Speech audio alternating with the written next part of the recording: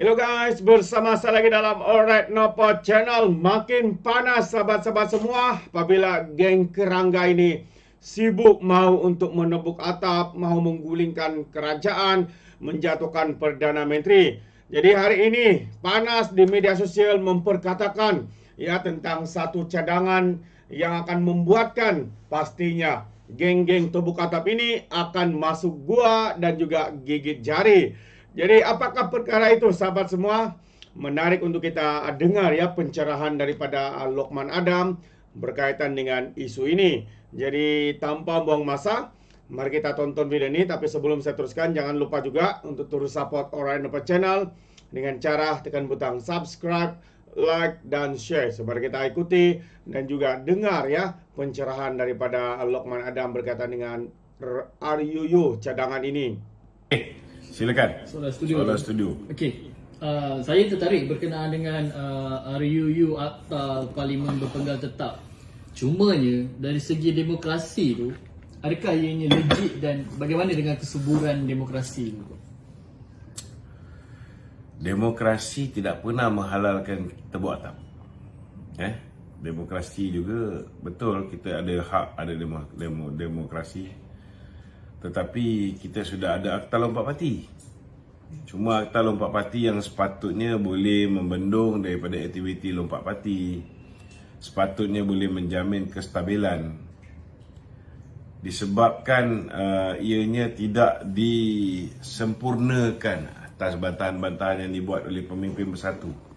Hari ini kita lihat ahli parlimen kita boleh merubah apa yang dipanggil sebagai merubah sokongan.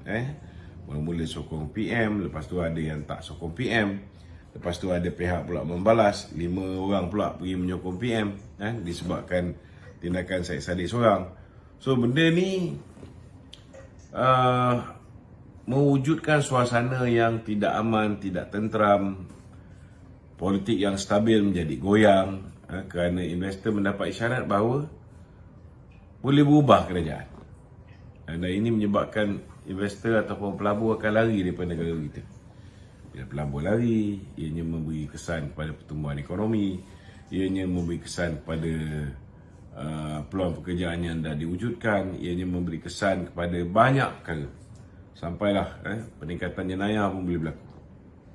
So bagi saya, kalau ada wujud apa yang dipanggil sebagai rang undang-undang Akta Parlimen Berpenggal Akta Tetap. Parlimen Berpenggal tetap maknanya sekali berubah kerajaan cukup untuk 5 tahun. So ada masa untuk dia orang buat kerja untuk 5 tahun. Tak ada berubah sekali jalan. Benda ni akan banyak membantu insya-Allah. Tapi tu, dari segi optik kerajaan perpaduan sekarang ni, nampak benda ni seperti terdesak. Yang cakap terdesak, sebenarnya orang yang terdesak nak tukar kerajaan. Kena faham. Kalau kau tanya dengan geng Taqiyuddin, kau tanya dengan geng Samsuri, kau tanya dengan geng Muhyiddin, Haji Hadi, yang mana yang dah jadi kluster mahkamah dan mungkin boleh jadi kluster mahkamah, memang mereka terdesak nak tukar kerajaan. Mereka tak nak kerajaan ni kekal satu penggal, kan? Tetapi hari ni kita ada 2/3.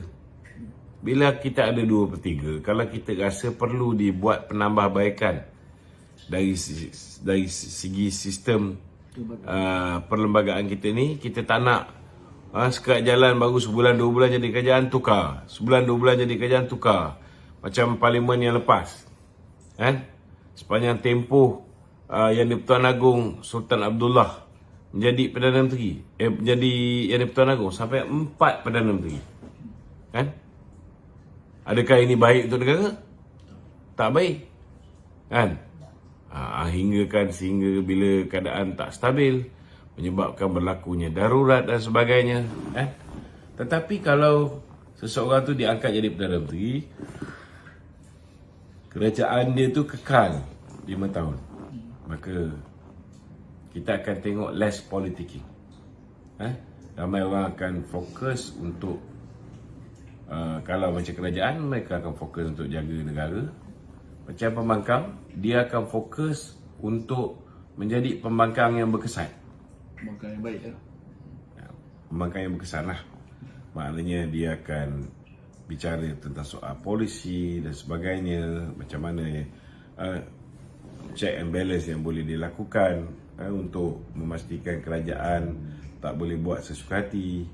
Lebih baik mereka fokus buat kerja tu daripada mereka hanya fokus nak jatuhkan kerajaan je. Dan kerajaan pun hari-hari fokus nak mematahkan gerakan nak menjatuhkan kerajaan je. Last kali satu apa pun tak buat. Yang terkesan rakyat lah. Yang terkesan rakyat. Okey? Okey Tok, ada isu berkenaan dengan contoh katalah ahli parlimen UMNO yang tanda tangan SD untuk menyokong selain daripada apa yang UMNO sokong sekarang ni tak valid tu. Ada yang kata SD ni boleh diguna pakai, ada yang kata SD ni tak boleh diguna pakai. Ada penjelasan sikit tu. Kalau dengar lagi kata-kata Raja Petra dan sebagainya, memang dia akan cakap lah boleh guna pakai sebab mereka ni adalah jurucakap yang dibayar oleh pembangkang. Tapi saya suka nak mengerti apa yang diperkatakan oleh Dr. Ashraf Wajidi. Kita pada Januari 2023 kita telah pun membuat satu pindaan. Seseorang ahli UMNO akan tergugur keahliannya secara automatik sekiranya perkara 20 dalam kurungan perkara 20.11.1 ahli UMNO itu telah dipilih sebagai ahli Dewan Rakyat atau Dewan Undangan Negeri dan kemudiannya dia telah menyertai suatu pakatan. Dia berpakat dengan geng Perikatan Nasional contohnya. Satu pakatan politik yang tidak dianggotai oleh UMNO atau memilih untuk menjadi ahli Dewan Rakyat atau Dewan Undangan Negeri bebas. Okey? Dia punya keahlian tergugur. Dan perkara 20.11.12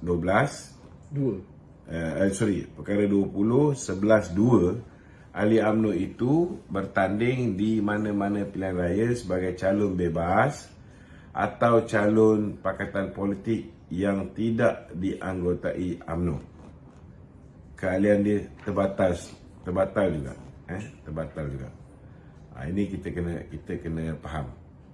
So dalam arti kata lain, kalau misalnya sebelum ni yang kita faham, seseorang itu dia ahli UMNO, tetapi dia beralih sokongan untuk menyokong Perdana Menteri daripada Perikatan Nasional. UMNO menyertai tak kerjasama untuk mengangkat Perdana Menteri daripada Perikatan Nasional?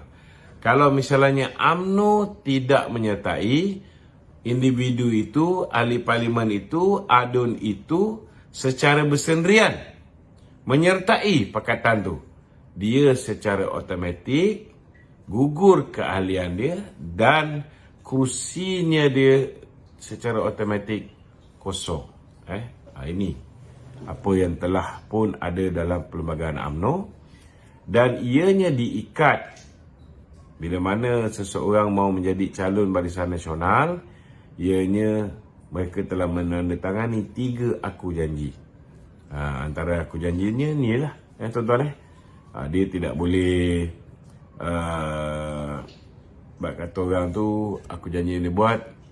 Dia memberi mandat kepada ketua parti untuk memilih dengan siapa, parti mana kita nak bekerjasama. Dia memberi mandat kepada ketua parti untuk memilih, untuk berbincang dan membuat keputusan siapa kita nak jadi Perdana Menteri.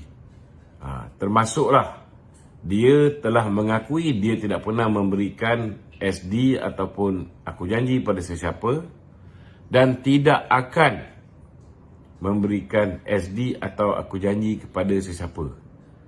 Kalau dia langgar ni, dia boleh kena 100 juta denda tuan-tuan. 100 juta denda. Okey, saudara Syahril. Assalamualaikum.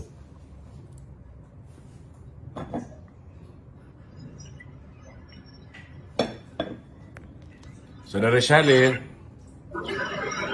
Syahril, Assalamualaikum Syahril. Bising Syahril. Okey, suara studio sambung. Okey Tok. Ya. permohonan pengampunan Datuk Seri Najib diputuskan akhir bulan ni. Komen sikit. Saya mendoakan semoga Datuk Seri Najib akan dibebaskan oleh Kebawah-Duli Tuanku melalui sidang lembaga penasihat. Ada banyak ura-ura, ada yang mengatakan 19 hari bulan ni.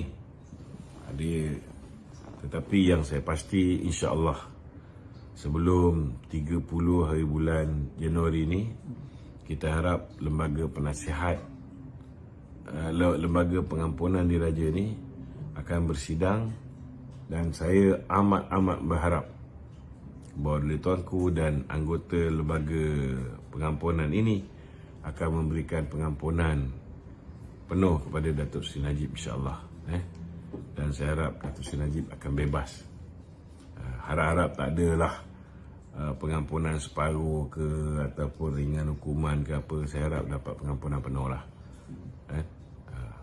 Okey. Tapi Tok, jika Datuk Seri Najib diberikan pengampunan dan beliau keluar, adakah sokongan orang Melayu tu akan kembali semula ke Saya yakin kalau Datuk Seri Najib keluar dan dia akan bersama dengan kerajaan Datuk Seri Anwar Ibrahim, dia bersama dengan Datuk Seri Zahid untuk mengukuhkan UMNO, saya yakin beliau akan dapat menggerakkan banyak orang Melayu untuk kembali menyokong UMNO. Kan? Tapi tak dinafikan jugalah ada setengah-setengah orang Melayu ni, kau buat apa pun, kan, mereka tetap nak Islam juga. Jenis yang taksub tak tentu pasal kepada PAS, yang menganggap PAS tu Islam, Islam tu PAS, keluar PAS, keluar Islam, masuk PAS, masuk Islam. Yang ini kau buat apa pun dia tak peduli. Dia jadi macam mencurah air ke daun keladi. So jangan bagi masa dengan dia orang. Okey. Kenyataan resis ataupun berbaur 3R Dr. Mahathir, dia bercakap berkenaan dengan kaum India ni tidak setia. Bagi saya lah, sebelum dia cakap kaum India ni tak setia, dia sepatutnya cermin muka dia sendiri. Dia pun bukan Melayu. Sepatutnya dia bersyukur bahawa orang Melayu kat negara ni, orang India, orang Cina telah memberikan peluang kepada manusia yang merupakan seorang yang datangnya daripada Kerala untuk jadi Perdana Menteri Malaysia, bukan setakat 22 tahun tapi tambah lagi 22 bulan. So sebelum dia kutuk masyarakat India, masyarakat Cina mengatakan mereka ni tidak setia kepada negara dan sebagainya, dia cerminlah diri dia dulu. Kalau nak kata dia membantu Bumi Putra, dia masuk 1981 jadi Perdana Menteri sampai dia keluar 2003. Equity Melayu masa dia masuk 18%, masa dia keluar pun masih 18%. 1% pun tak naik. So dia tak payah cerita lah tentang dia punya kesetiaan. Kalau bagi kat aku jadi Perdana Menteri pun aku akan pastikan equity Bumi Putra ni boleh meningkat kurang-kurang pun 1%. Ini zaman dia, tak ada apa dia buat. Yang kaya kroni-kroni dia je. Toke-toke yang dekat dengan dia je. Bila time dia berkuasa, toke-toke itulah yang dia kayakan. Sekarang dia kata toke-toke ni tidak ada kesetiaan.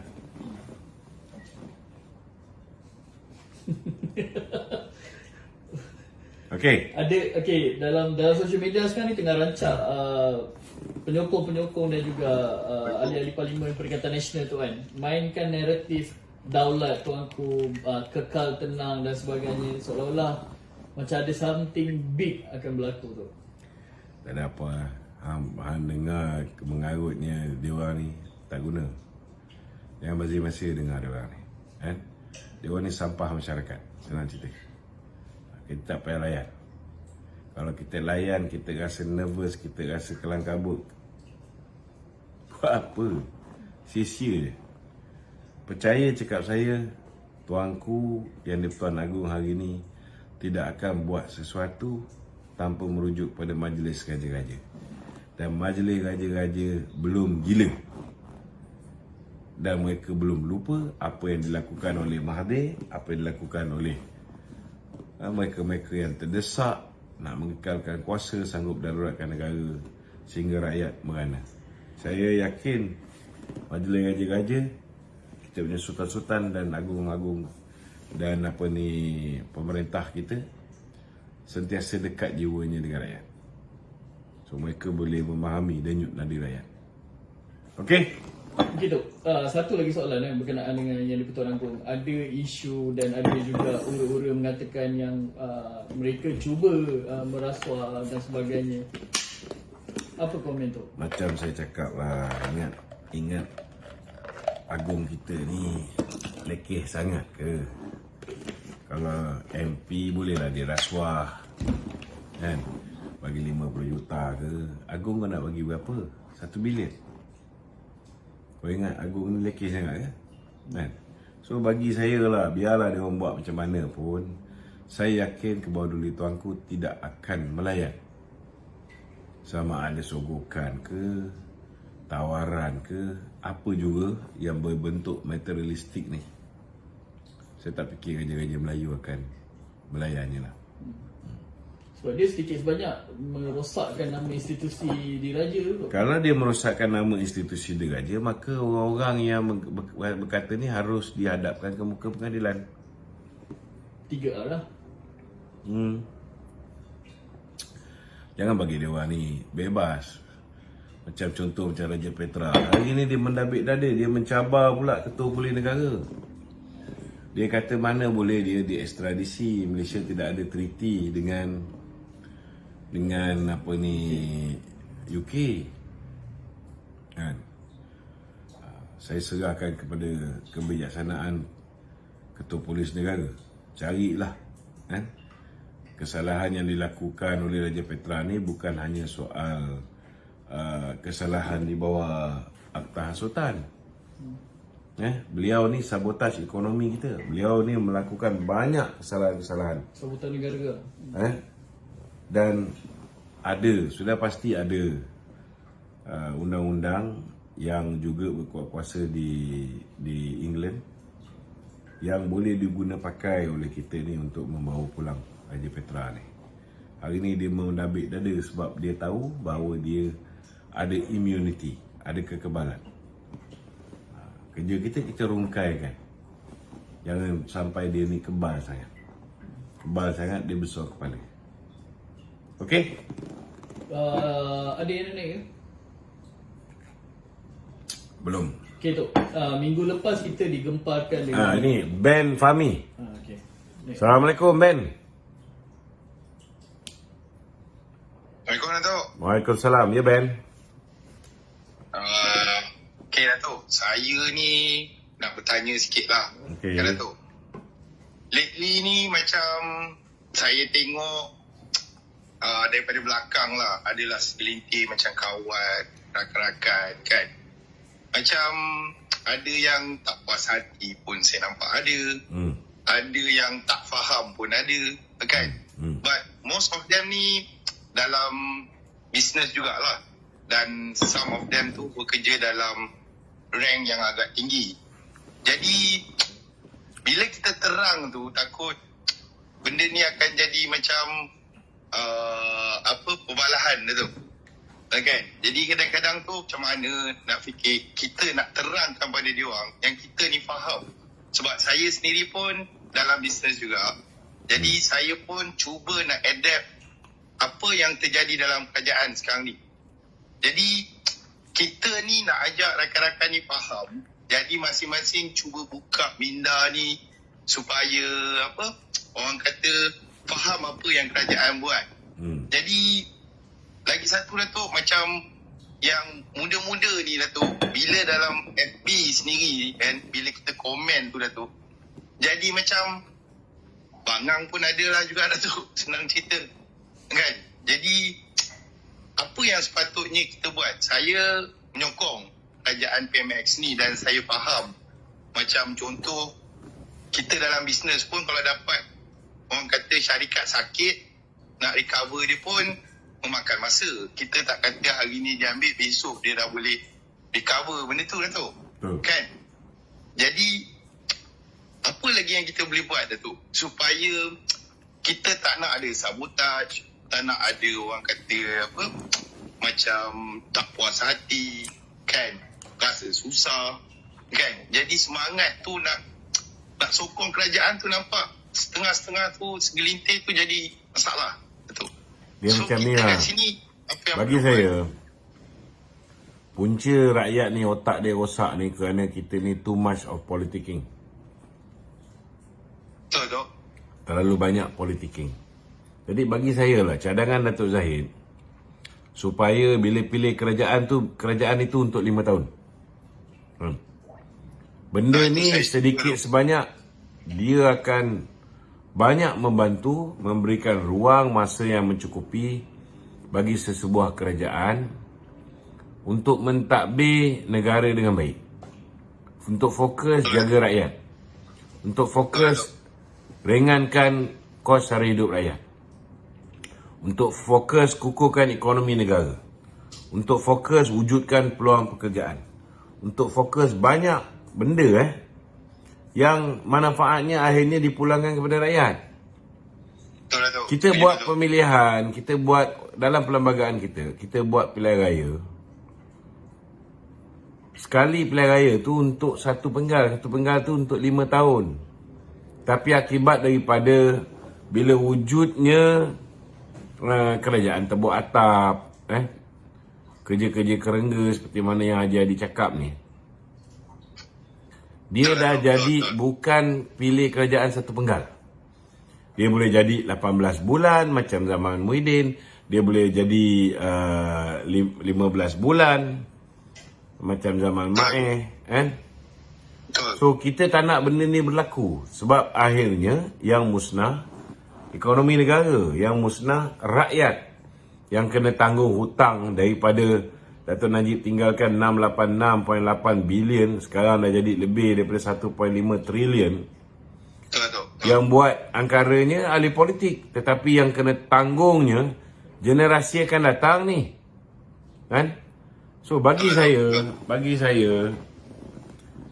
cukuplah, kan? Penat melayan kerana orang politik yang sentiasa mencari ruang untuk tebuk atap tukar kerajaan ni.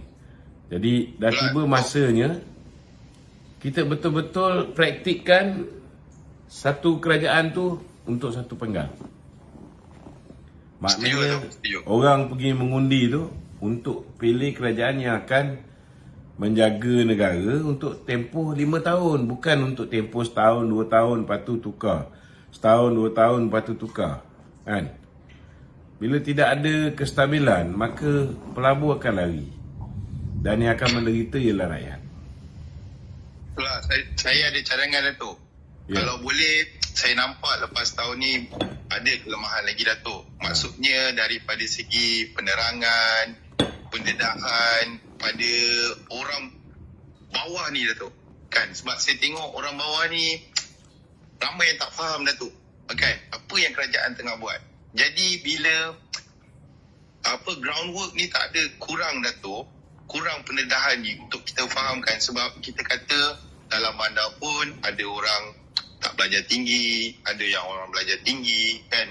Dekat kampung lagilah akses untuk dia orang faham tu lagilah susah, kan. Kecuali setiap kawasan tu kita ada orang yang betul-betul sentiasa ada pendedahan tu Datuk. Jadi apa yang kerajaan buat, okey, semua orang faham benda ni. Jadi tidak timbul macam perspektif negatif. Jadi benda ni akan menyebabkan ketidakstabilan dalam ekonomi negara Malaysia Datuk. Jadi kami ni kita yang ialah Bumi Putra, yang berniaga ni Datuk, agak risau benda kat situ.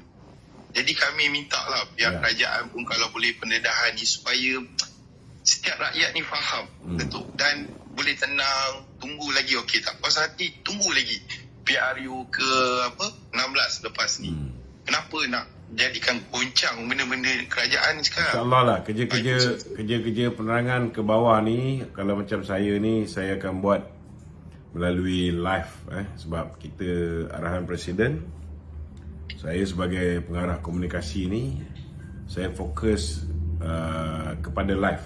Maknanya hari-hari kita bagi penerangan, jawab isu semasa dan sebagainya. Kemudian kita potong jadi video pendek dan sebagainya. Datuk Seri Azalina selaku ketua penerangan, dia pun ada peranan dia juga. Dia jaga penerangan ke Akaumbi. Dan kita juga ada Datuk Seri Syabrici, dia merangka strategi komunikasi. Dia akan daripada masa ke semasa membentangkan strategi dia macam mana kita nak berhadapan dengan naratif-naratif yang dibawa oleh pembangkang dan sebagainya. So, kita ada tugas masing-masing. InsyaAllah kita akan cuba pertingkatkan lagi dengan kekangan-kekangan yang kita ada ni.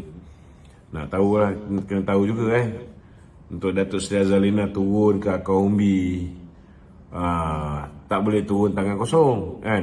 Kita nak arahkan orang buat program pun kurang-kurang belanja dia pun boleh tahan besar ke kan. Kurang-kurang ada juga 5-10 ribu untuk dibelanjakan makanan dan sebagainya. So yang paling murah belanja tapi dia punya impact besar lebih kepada menggunakan media sosial. Jadi macam sekarang ni kita banyak fokus menggunakan media sosial. Kerana kalau kita pergi turun ke Akaumbi, mungkin audiens kita setakat 200 orang, 300 orang, kadang-kadang boleh cecah 1000 kan.